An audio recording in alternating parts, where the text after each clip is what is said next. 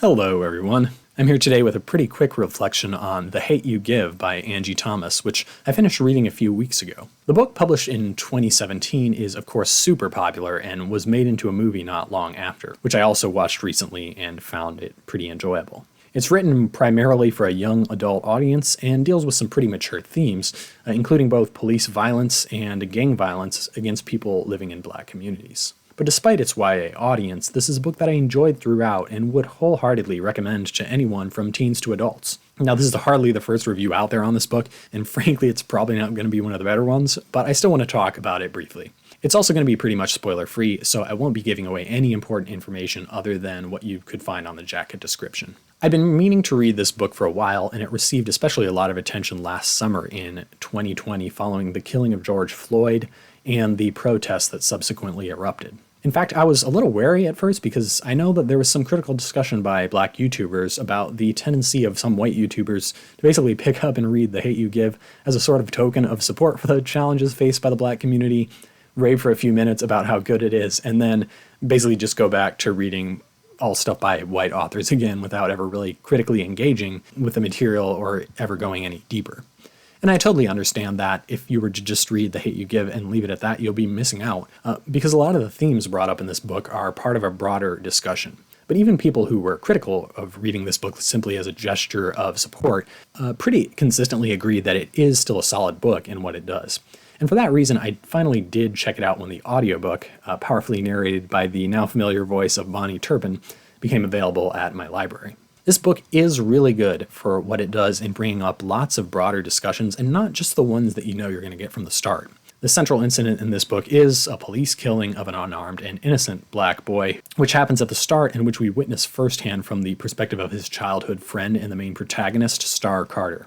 And when I started this book knowing what it's about, I was just a little apprehensive. I mean, I support the protests that occurred this summer and others of their kind that preceded them, but I was concerned that this book might end up being an overly simplistic narrative of police violence against black folks that basically just pushes the idea that cops are bad and the communities they police are good, without actually challenging the audience to think critically about this notion and kind of develop their reasoning for why they believe or disagree with it. Like, I'm okay if that is your view that all cops are bad, but I just think if it is your view, you should arrive at it from a point of critical reflection and considering the alternate views, not just take it as a given because the author told you so.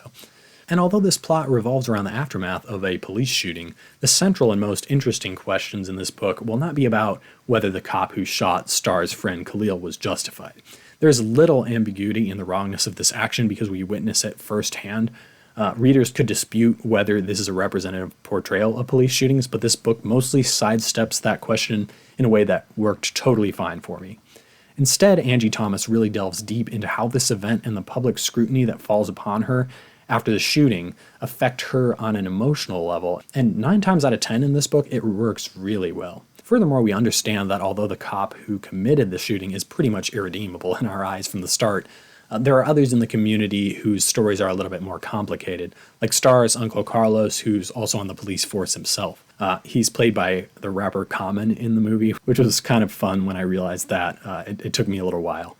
Now, I will say that at least one reviewer I watched was a little critical of this aspect, expressing that it sort of softens down the book in a way that makes it a little more palatable. It kind of minimizes the controversy, but also weakens its impact.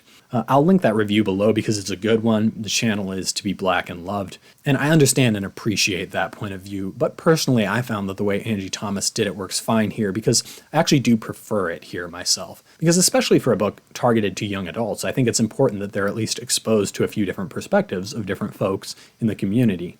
And speaking for myself, I'd rather be reading a book and thinking, I wonder if things might actually even be worse than this often in the real world, rather than thinking this is such a one-sided portrayal that even if it's the reality, no one's going to relate who hasn't experienced it directly. And what I also found interesting was the way that the police violence against black communities is juxtaposed in this book with the parallel threat of gang violence. And the book explores some serious and important questions, such as how it affects the overall narrative when the victim of a police shooting may have been involved in illegal activity at some point, such as selling drugs. I'm not going to go too much deeper into that here, but I wanted to say I found this interesting, thought-provoking, and respectfully done. And police violence is far from the only theme explored in this book. We also see the challenges of a black kid attending a largely white school doing code switching, or that is, consciously changing her behavior and mannerisms so as not to seem too stereotypically black while she's at school. We see the tensions between Star's parents on whether they should leave their longtime neighborhood of Garden Heights, which is both dangerous in some ways and also beautiful in others. I mean, it is home for them, with all its problems and all its greatness. Would it be abandoning the black community most in need of good role models for them to just leave and move to a higher class neighborhood across town? We see drug use and drug selling for various motivations, some more sympathetic than others, but all in a way that's understandable and makes sense when we meet the characters. And we see gang violence, characters suffering from domestic abuse, even some slight class tensions among the black community themselves, and honestly a whole lot of other things that I'm just forgetting about right here at the moment. Yet despite tackling a lot of issues, I rarely notice myself finding these discussions to be out of place or feeling like the author was trying too hard to work in certain topics. There were a few flaws with the book. In particular, I found the overall ending sequence a bit awkward, and the narrator's white boyfriend, although he served to illustrate the challenges for a young black girl from a black community dating a white guy from a pretty affluent community, was often pretty cringy in his attempts to be in with the black kids. I mean, I know that's kind of the point, but this wasn't always necessarily sufficiently addressed within the narrative.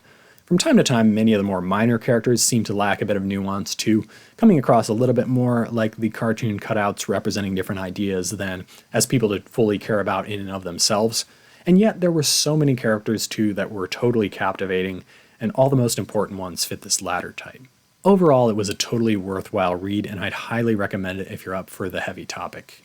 The book immersed me viscerally and emotionally for a few days in the rich and complex world of Garden Heights, and gave me plenty to think about moving forward. Not to mention, I know there's actually a prequel to this book that came out very recently called Concrete Rose, although I haven't heard yet how well that one's been received. The Hate You Give may not be the absolute deepest thing I've ever read, but it's good at what it does, and it's worthy of the praise it's received. And that's a wrap for my review of The Hate You Give. Have you read this book yourself, and what did you think of it? Be sure to check out some of the other booktuber reviews I've linked below in my description if you're interested in continuing the discussion. And if you want to hear more of my upcoming reviews on a whole variety of different books, don't forget to like this video and subscribe.